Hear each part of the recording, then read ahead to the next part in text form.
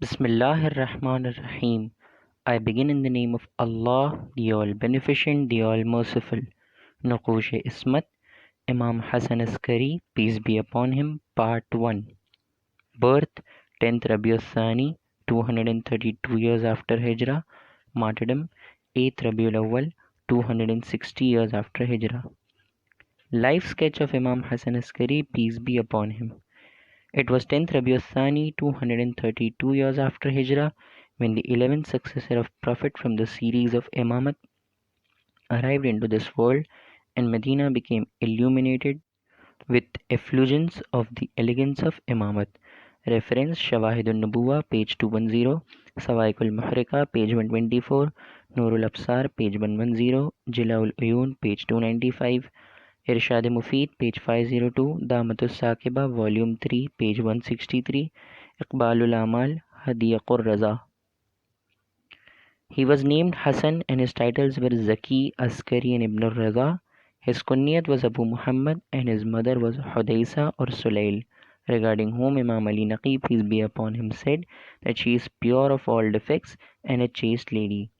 At the time of the birth of Imam Hassan Askari, peace be upon him, she was around 16 years of age. Reference Jilaul Uyun, page 295, Wasilatun Najat, page 411, Nurul Absar, page 150, Shawahidun Nubuwa, page 210, Damatus Sakiba, volume 3, page 122, Manaqib, volume 4, page 125. He was called Askari because he resided in the locality of Askar in Samarra, and it was called Askar because it was army cantonment of the regime. Mutawakkil had displayed his armies there in order to overawe Imam Ali Naqi, peace be upon him. But when the Imam made him see the heavenly armies, he fell down unconscious. Reference Biharul Anwar, volume 12, page 154, Wafayatul Ayan, volume 1, page 135, Majma'ul Bahrain, page 322, Damatus Sakiba, volume 3, page 163, Tadhkiratul Masumin, page 222. The inscription on his finger ring said, "Glory be to the one who has the keys of the heavens and the earth." Or according to another version, it was, "Indeed, I am present before Allah." Reference Fusulul Muhimma. The ruler of his time was Wathiq Billah, and after that Mutawakkil ruled till 247th year after Hijrah. In 247, Mustansir ibn Mutawakkil came to the throne. In 248th year after Hijrah, Musta'in came to power. In 252 years after Hijrah, Mu'taz assumed power and he had Imam Ali Naqi martyred by poison. In 255, Mu'tadi came to power, and in 256 years after Hijrah, Mu'tamid Billah came to the throne and he had Imam Hassan Askari, peace be upon him, martyred. Reference Tarikh Abul Fida, Nurul Absar, Tarikh Ibn al-Wardi, Tarikh Kamil.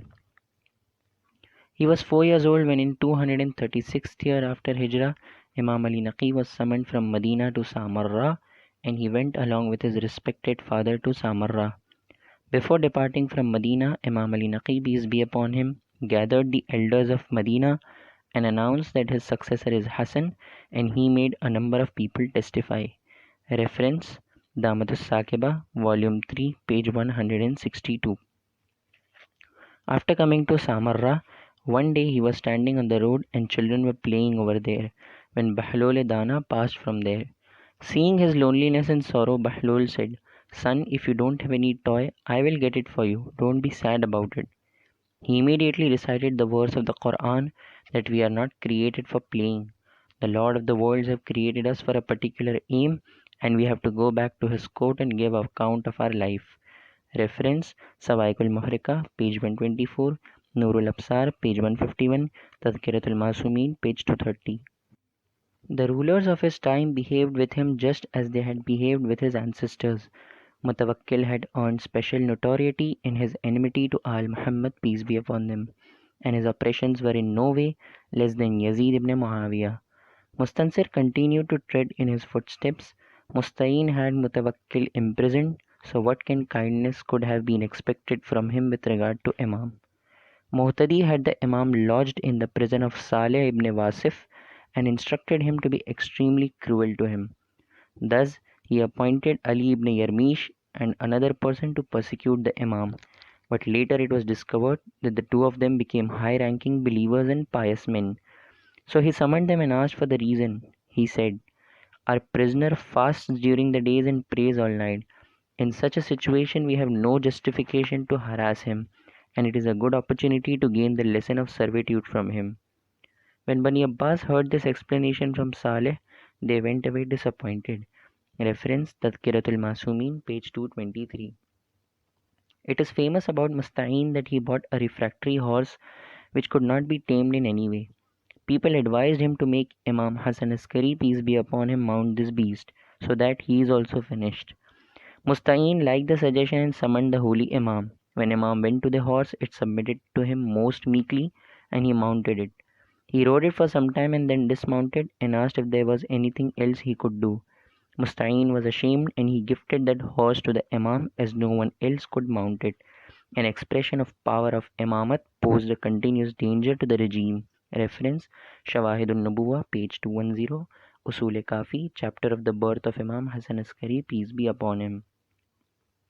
When Ahmad ibn Muhammad, a companion, complained about the oppressions of Mehdi Abbasi, the Imam told him to remain patient as it would only long for 5 more days.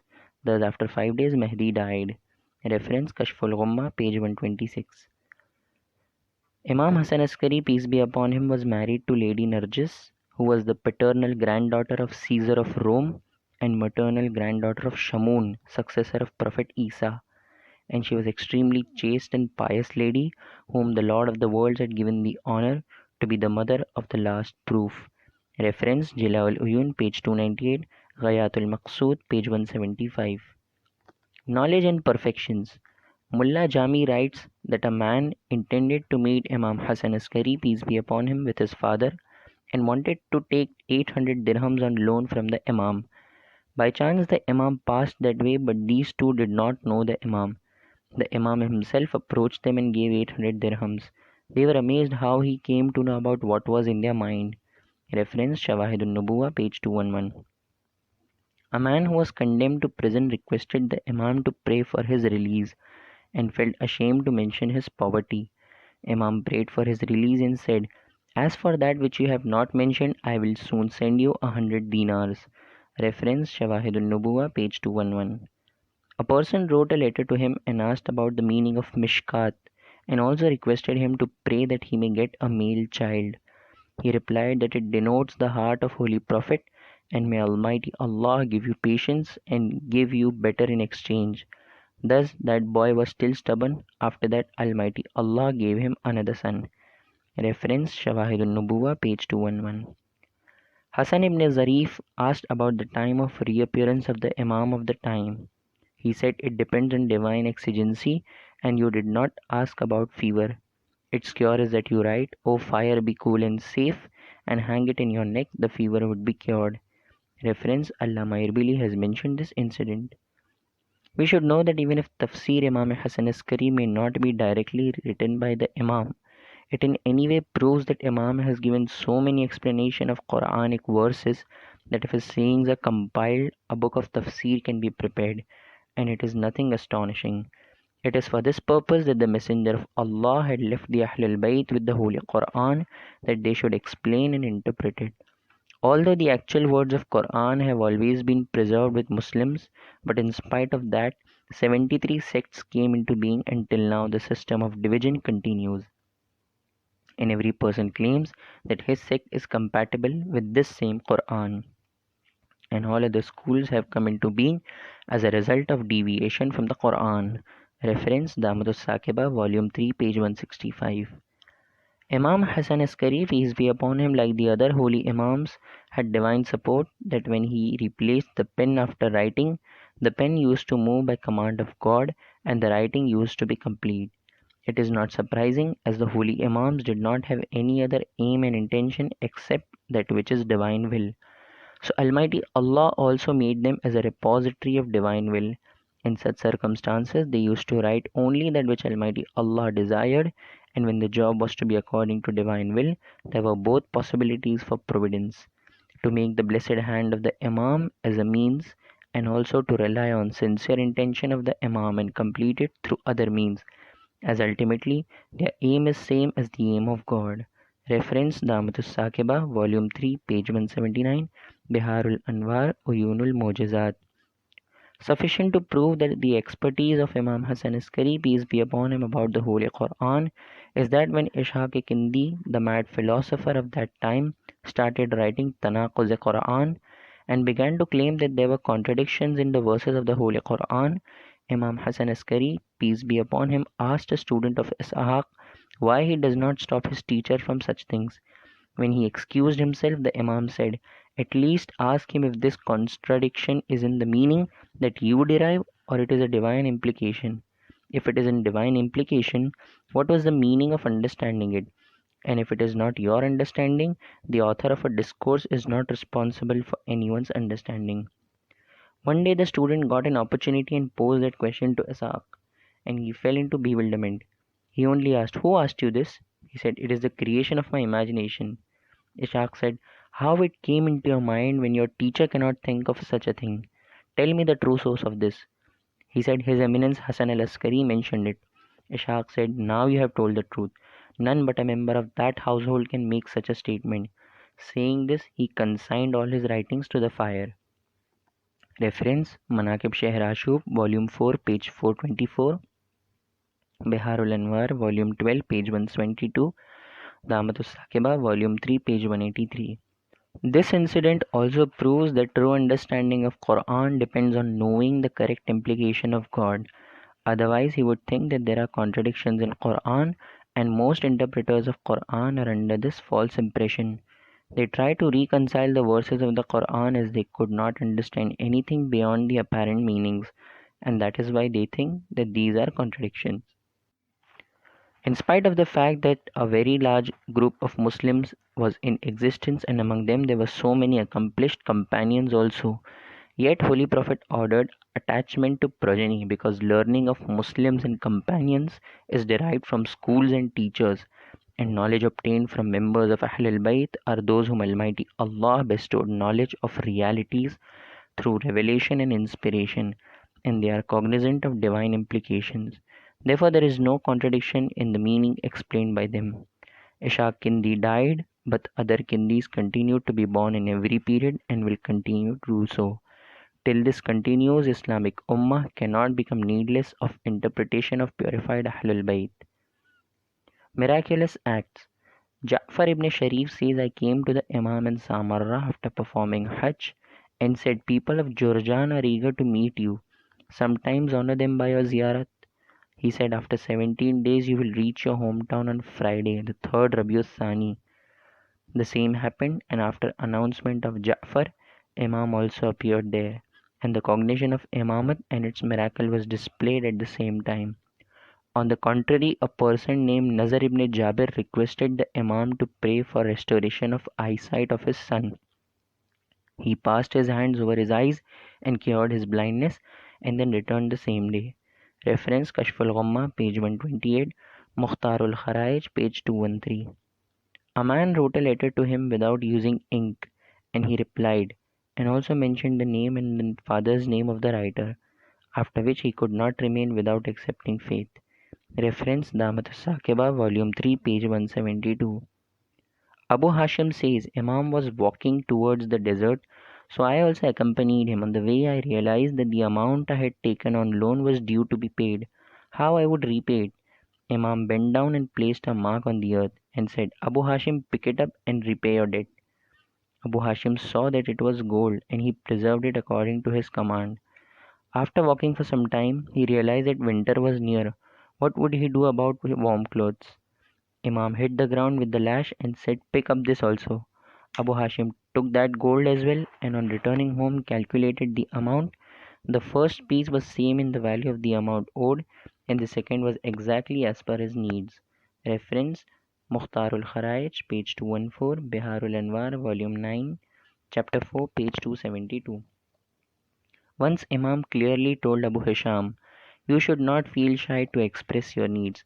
We are perfectly capable to fulfill them by command of God, and it is our duty to care for the needs of our followers."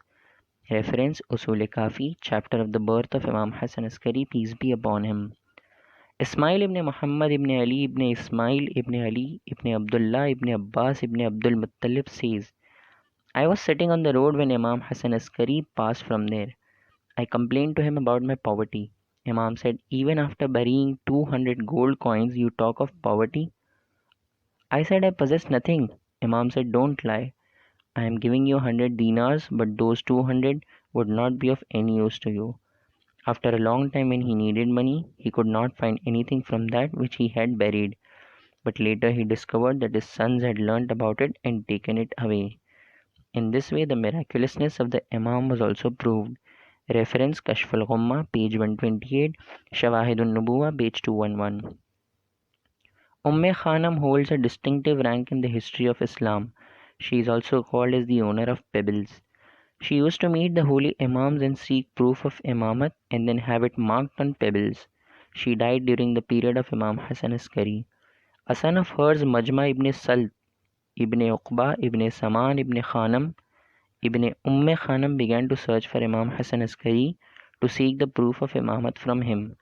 By chance, Imam noticed him and said, bring me the pebbles so that I may mark them for you. Majma ibn Salt was amazed how the Imam knew about it. Then he assured himself by getting the pebbles marked. Reference Usul Kafi, Shawahidun Nubuwa, page 211, Lucknow, Damatus Sakiba, volume 3, page 172, Ilamul Wara, page 214, Manaqib ibn Shahr Ashub, volume 4, page 441, Kashful Ghumma, volume 3, page 314, Ghaibat Tusi, page 132. Once during his time there was a famine and Muslims faced great hardships. All prayed for rain, but it was of no use. So much so that a Christian monk came into an open field and started praying. He hardly raised his hand when it started raining, and all Muslims were shocked, and many of them fell into doubts about their faith. Same thing was repeated the next day, and people became more confident of the monk. When Imam Hassan Askari learnt of this, he said, call me when all have gathered. As soon as the monk raised his hand, the Imam removed the bone held between his fingers, and the clouds that had gathered went away again. The crowd was amazed and the monk was also embarrassed. Imam said, this rain is not because of the power of prayer of this monk. He had a bone of a prophet, and its miracle is that when it is opened below the sky, divine mercy becomes impassioned. Without it, if the monk prays his whole life, he cannot cause rain. Thus, after the Imam prayed, and there was rain, through which Muslim community learned about the knowledge and miracle power of the Imam. Reference Sawaikul Muharrika, page 124. Kashful Ghumma, page 129. Nurul Absar, page 151. Akhbar al-Dual, page 117. This incident proved to be very detrimental to the life of the Imam, as the regime of that time realized that the world has become aware of his miracles, and now in his presence that regime cannot be successful. The first reaction of that was Imam was initially put in prison, and the warden was instructed to torture him as much as possible, and it was due to that torture that the Imam could not live for more than 28 years and passed away as a result of poison in 260 years after Hijrah. Reference Sawaikul Muharrika, page 124, Jilaul Uyun, page 296, Anwarul Husainiya, volume 3, page 56. Wise sayings. Do not indulge in vain arguments, as you would lose respect, and do not be too humorous, as people would become bold enough to talk to you. Reference Ihsan al-Maqal, volume 2, page 302. It is strange psychological point seen in our daily lives that one who cracks too many jokes, his respect is lost and everyone becomes bold enough to rebut him. And same is the condition of one who disputes much, as his elegance goes away and he becomes valueless in view of people. Humility is also that you greet anyone you come across, and if you enter a gathering, you should take seat at the most unnoticeable place. Reference Ihsan al-Maqal, volume 2, page 302. It is an important point through which arrogance and pride can be cured, and if man becomes inclined to the reform of his self and wants to change his conditions, he does not have a better choice. The most careful person is one who stops at doubtful places, and the most pious is one who observes all obligations, and the most religious is one who abstains from all prohibited things, and the most severe struggler is one who leaves all sinful acts. Reference Ihsan al-Maqal, volume 2, page 302. A fool's heart is in his tongue, and the tongue of the wise is in his heart. Reference Ihsan al-Maqal, Volume 2, page 302. It means that a fool speaks before thinking. In this way, the tongue comes before his heart, and the one who is wise, first he thinks and then opens his tongue, and thus his tongue also inhabits the heart. The sustenance that is guaranteed should not stop you from the act which is made obligatory on you. Reference Ihsan al-Maqal, Volume 2, page 302. The greatest weakness of man is that becomes arrogant of his duties, which he should fulfill, and spends all the time in struggling for his sustenance, which is guaranteed by God. To express joy in presence of one who is in sorrow is against good manners. Reference Ihsan al-Maqal, Volume 2, page 302. In addition of being an ethical point, it is an expression of hearty sorrow, which can be felt only by one going through the same phrase, when instead of giving him condolence, people are busy in pastimes. To train an ignorant person and to wean a person from his habit is not less than a miracle. Reference Ihsan al-Maqal, Volume 2, page 302. This can be realized only by one whose duties include training the ignorant people and to wean the humanity away from the worst habits. He knows how difficult a task it is. Do not accord respect to a person through something which might be inconvenient for him. Reference Ihsan al-Maqal, Volume 2, page 303. This can be realized when believers intend to take out a great personality in a procession, or when they stay in his residence and do not give him any respite and consider it to be a great honor. On some occasions, it is also noticed that they force the religious scholar to walk for miles in order to show respect to him, and consider that also as a mark of respect. Imam Hasan Askari, peace be upon him, prohibited such homage because homage is that which should not cause discomfort. One who advised his brother in faith in isolation reformed him, and one who advised him before others made him defective. Reference Ihsan al-Maqal, Volume 2, page 303. Rendering good advice is a very nice thing, but its method and consequences should be kept in view. It should not expose one's faults to the public, and in this way, instead of reformation, he is degraded in public. One who becomes attached to God feels scared of the company of the people. Reference Ihsan al-Maqal, Volume 2, page 303. The greatest weakness of man is that he becomes so attached to other human beings that he is fearful of standing on the prayer mat in the court of God, and he feels scared of the recitation of God's discourse instead of speaking to God. Imam Hasan Askari, peace be upon him, said that instead of becoming attached to people and feeling afraid of God, you should become attached to God so that you become aloof from those who have no relation to God and whose remembrance makes you oblivious of the remembrance of God. If you want attachment, you should be attached to those who themselves remember God, and attachment to them is the best means of remembrance of God.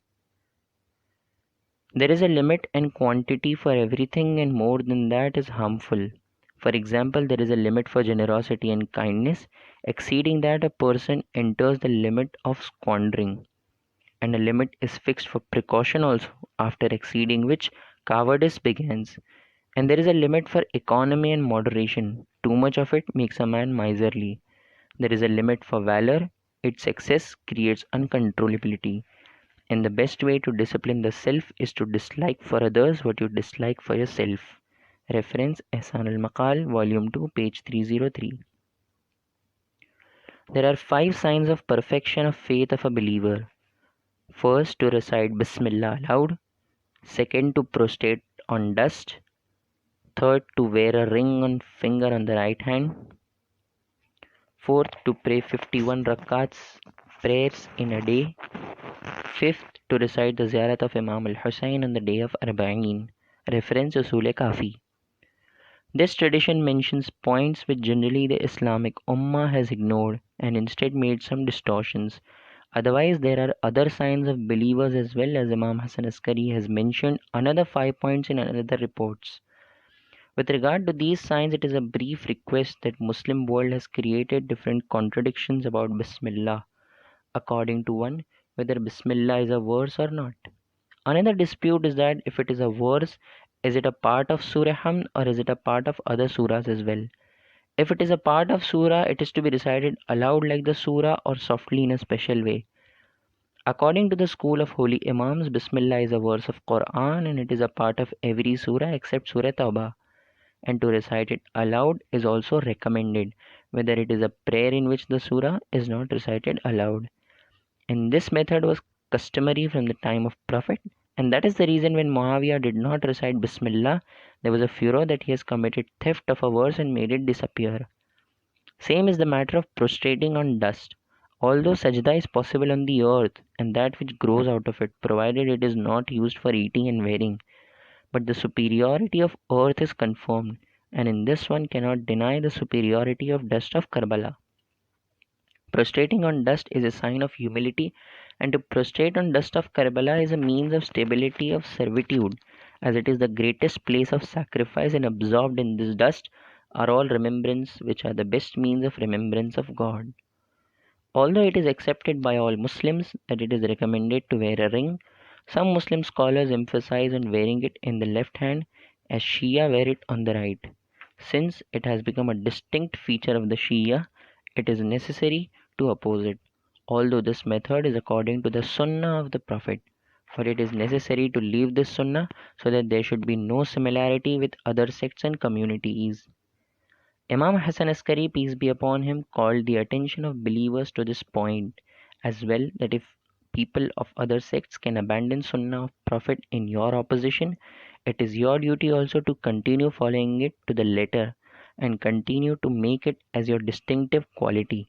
So difference becomes clear between those who act on practice of Prophet and those who abstain from it, and that the true Islam is differentiated from mere claim of Islam. With regard to ring also, it is worth noting that the holy Imams have also accorded importance to the inscription on the ring as well, and traditional reports mention the inscription of every Imam's ring, which shows that the Imam had made it also as a means of propagation of faith, and every Imam adopted that inscription which was appropriate to his time and necessary for fulfilling his aim, which can be realized only if we study the inscription in the ring of each Imam. 51 rakat prayers comprise of 17 rakats of obligatory prayers and 34 rakats of recommended prayer, which is considered necessary for perfection of duties and ascension of servitude. Reciting Ziyarat of Imam al-Hussein, peace be upon him, on Arba'een day is also an emulation of practice of Imam Sajjad and a protest against Banu Umayyah, as their persecutions did not allow survivors of Imam Hussein to commemorate the 40th day of Imam al-Hussein. And after a year, when they were released from captivity in Syria, they came to Karbala and performed ziyarat of Imam al-Hussein. And for the first time, survivors saw the graves of their dead, when more than a year had passed since their martyrdom. With the above points in view, it can be realized that Imam Hassan Askari, peace be upon him, has not mentioned any obligatory acts in the signs of faith. On the contrary, he has only mentioned recommended acts, which is an open sign that obligatory acts are related to perfection of Islam and recommended acts are related to perfection of faith. A complete believer is not one who may become oblivious of obligatory duties. It is one who, along with obligatory duties, takes care to perform recommended acts as well, and includes those recommended acts in his daily program.